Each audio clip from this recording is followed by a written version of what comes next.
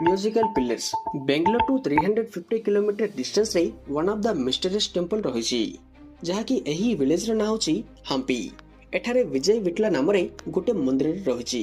एही मंदिर रे जहाँकि 56 पिलर गुड़िक रही थाए। एही पिलर गुड़िक कहवा के लिए केवल सिंगल स्टोन रे एही पिलर टी तैयार कर जाइछि। हेले एही पिलर टी देखिया पई बहुत सुंदर देखा जाए, किंतु रहिछि मिस्टरी एही पिलर टी। जदि आपण माने एही पिलर ऊपर टैप करंती जहाँकि एही पिलर मानकरू जहाँकि आम मानकर म्यूजिकल इंस्ट्रूमेंट साउंड गुड़िक बाहर को आसताए, जहाँकि आपण माने वंस सुनंतु। सेतिपई एही पिलर गुड़िक सारेगामा पिलर बोली कहंती।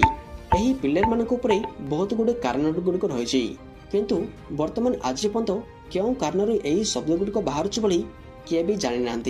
जदि आपण माने एही मंदिर विजिट करना शीघ्र जाई विजिट करंतु।